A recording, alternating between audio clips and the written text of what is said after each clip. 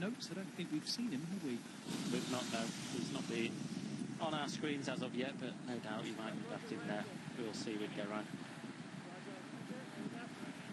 There's a slightly closer look at the colours of Astana, XDS Astana team. A lot more yellow in there. It's nowhere near quite as bluey-green as it used to be. It's a much more oily, yellowy colour to the top of it. Ida Schelling is their rider on the front, the Dutchman, in that team this year.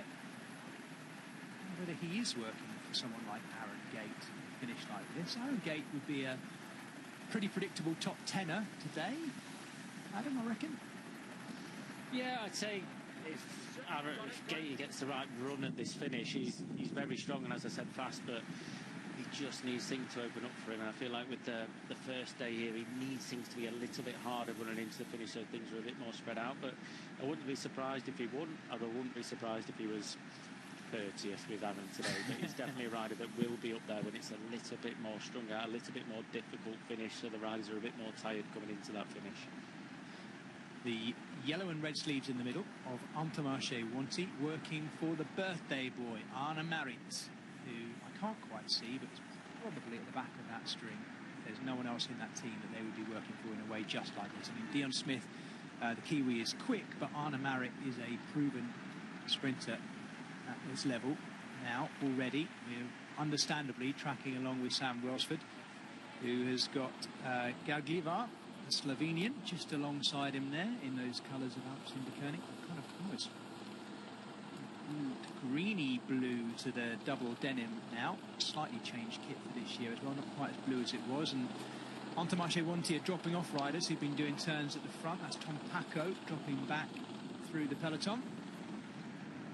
Watch the left-hand side of the screen. That is where Red Bull Bora Hansgrohe are organising themselves. It's still UAE Team Emirates XRG off the right-hand side. Look out for Jonathan Narvaez. He got Rui Oliveira with him, I guess, in there too, although I haven't picked him out just yet, Adam. But Oliveira would be a very good wheel to follow in a finish like this for Narvaez if he's to kick off it. He would do, yeah. I think with Narvaez he will use the team as much as possible till as late as possible. Oliveira as well, and then just try and benefit off the other teams a little bit later on in the last K and a half. But he will definitely be there or thereabouts. He can find a wheel very easily. He can put himself in the right position that he needs to. But with Oliveira there, I feel like he would be a man that, if he got that clear run, it would give him a good chance at crossing that line first. You can see them all on the left-hand side, as you mentioned. Yeah, that was really the final left-hand turn in Birdwood. They go through where the sprint point was in Birdwood. And that's really it in terms of tight turns. Now it's just gradual little swoops left and right in towards the finish, and then that little rise up to the finish line, which might prove, as Adam had hinted earlier, might prove completely inconsequential if the sprint is open by then anyway. Just something that's ripped up. But we'll keep an eye on it. There's Melissa Bike in the middle now. Still UAE Team Emirates XRG off the left-hand side, and Red Bull Bora Hansgrohe hanging on to the right side of the road at the moment. Yeah, Brian Clifford right in the middle of that as well. That red jersey sits on his Melissa Bike wheels. We saw Cofidis riding earlier, but just soloing at the minute, making sure he's in the right position, following the other teams. Israel Premier Tech towards the front as well, trying to protect Stevie Williams. Yeah, and then those light green colours. Bahrain Victoria's off to the right-hand side, Adam, as well. They've got at least 4, if not 5 riders in there. Rob Stannard is there. Looking for the tall figure of Phil Bauhaus. Yes, he is the last of those 4 riders as well. Now on the left-hand side of the screen. Phil Bauhaus with 21 on his back down there. And he has Jay Vine, I think, if I'm not mistaken, sitting on his wheel. I might have read that wrong, actually. It looked like Jay Vine was sitting off the back of them, where the Bahrain Victorious riders have overlapped with the remaining of the UAE Team Emirates riders off to the right-hand side of the screen. 6K to go. Red Bull Bora Hansgrohe still with 1, 2, 3, 4, 5, 6, I think, of their 7 riders still there. So all going to plan right now. Visma Lease Bike are down to 4, and the last of them is Loa van Velle there. He's got Matthew Brennan just in front of him. So at the moment, Matthew Brennan has got Loa Van Belle either to lead out or as some kind of sweeper to protect his back wheel. Matthew Brennan in a good position. Tobias Lund Andriesson there following the back wheel of Phil Bauhaus. So that's not a bad one to kick off the back wheel of. Lund Andriesson in a really good position there following Phil Bauhaus. I'll have to battle for that wheel because it'll be a popular one, I'm certain. Corbin Strong just behind him as well. Another of those riders who could benefit in this instance. Corbin Strong being, God, walked out of it a little bit. Fantastic shots looking down from on high, Adam. Yeah, it just shows how tight it is in that peloton. But wheels being fought for, riders on their own as well, trying to make their way up to the front, stay in a good position on their own. Sometimes it can be a slight hindrance if your teammates come up and you're sat on a good wheel. You just want them to sit behind you, block other riders coming past you. You can just relax as much as possible on that wheel. But you can just see how tight it is. Corbin Strong, left and right, just trying to find those wheels through, in the saddle, out the saddle, just trying to get onto his team. Durbridge just getting out the saddle once again, trying to get that free run at the line. It keeps opening up as they come around these corners.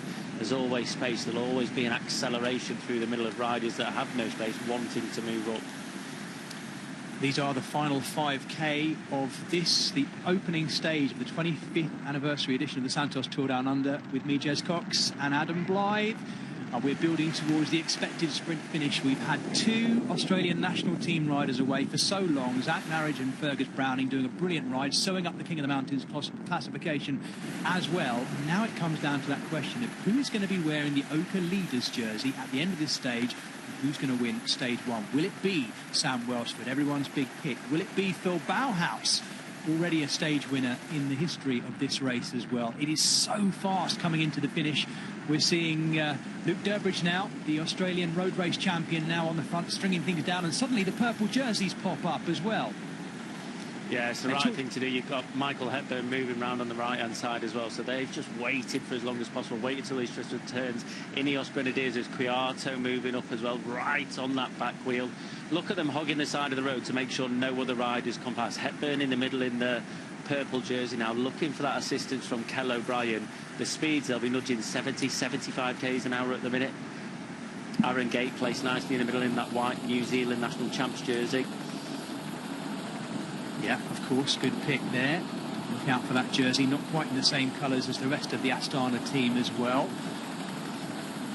Jaco Alula have popped up seemingly at just the right time. We've seen so little of them in this race. They're just now squeezing up alongside the last of the Red Bull Bora Hansgrohe riders.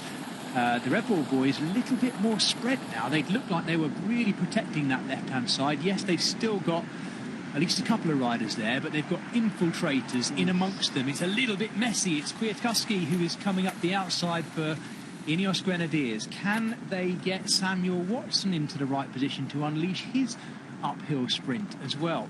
A lot of teams in play and a crash. Oh, my goodness, right.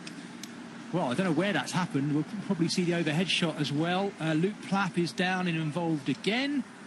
Also involved, yeah, Luke Durbridge. This must have happened at the front. This is at the front, I think, Adam, where this has happened, by the looks of the riders involved. I don't know where that happened. It's in, you can see a gap.